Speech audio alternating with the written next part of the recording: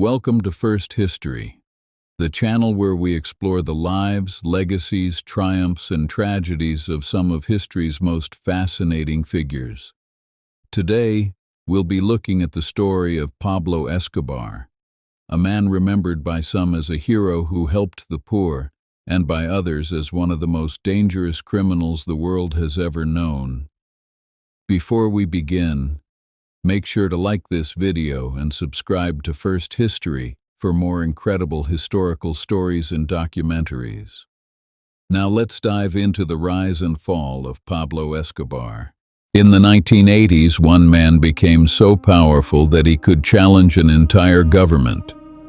He was loved by many of the poor, feared by politicians, hunted by international agencies, and responsible for building one of the deadliest criminal empires in history. At the height of his power, he was earning millions of dollars every single day. To some, he was a generous benefactor who gave hope to struggling communities. To others, he was a ruthless drug lord whose actions left thousands dead. His name was Pablo Escobar. This is the story of how a poor boy from Colombia rose to unimaginable power, became one of the richest men on earth, and ultimately watched his empire crumble before his eyes. Pablo Emilio Escobar Gaviria was born on December 1, 1949, in Rio Negro, Colombia. His father was a farmer, and his mother was a school teacher. Like many families in Colombia at the time, they lived a modest life. But young Pablo dreamed of something bigger. Friends later claimed that even as a teenager, he was obsessed with wealth and power. By the 1970s, Colombia was becoming a major route for drug trafficking. Escobar saw an opportunity.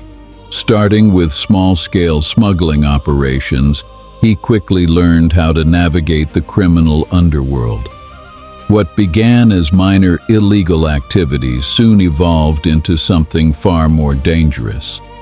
He was building the foundation of what would become the Medellín Cartel. During the late 1970s and early 1980s, demand for cocaine exploded in the United States. Escobar and his associates seized the opportunity. Using secret airstrips, hidden laboratories, and an enormous network of traffickers, the Medellín Cartel became one of the most profitable criminal organizations in history. At its peak, the cartel reportedly supplied as much as 80% of the cocaine entering the United States. The money was unimaginable. According to various estimates, Escobar's empire generated tens of billions of dollars. Bundles of cash were stored in warehouses, buried underground, and hidden across Colombia. Yet Escobar was more than a criminal mastermind. In poor neighborhoods around Medellín, he funded housing projects, sports fields, and community programs. To many struggling families, he appeared to be a modern-day Robin Hood. This earned him loyalty from thousands of people.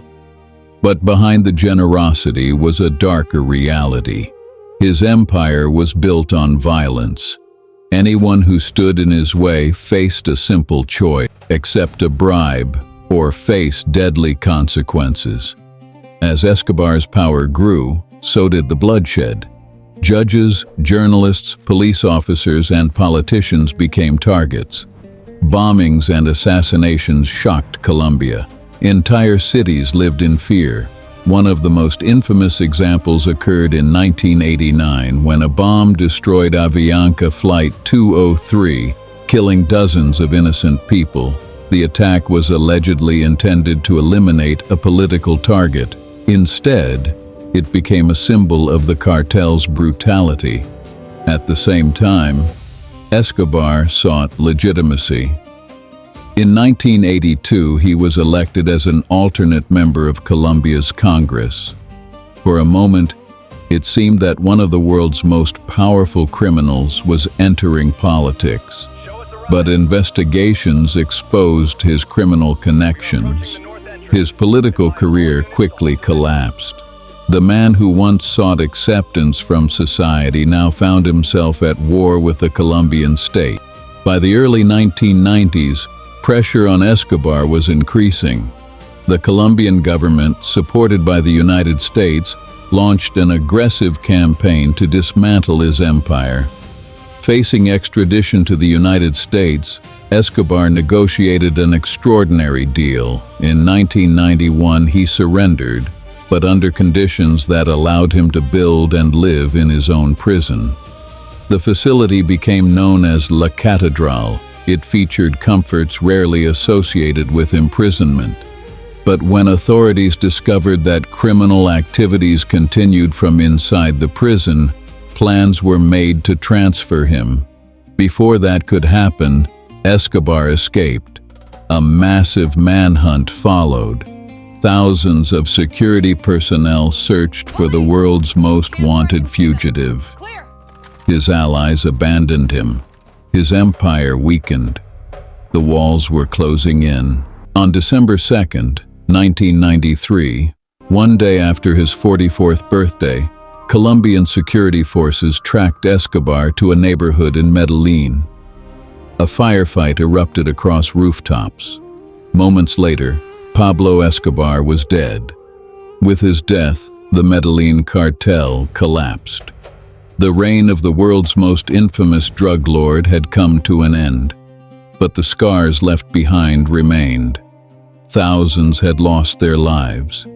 Entire communities had been shaped by violence, and Colombia would spend years rebuilding from the damage caused by the drug wars. Pablo Escobar remains one of history's most controversial figures. To some, he was a benefactor who helped the poor. To others, he was a ruthless criminal responsible for unimaginable suffering. The truth lies somewhere within the complexity of both images.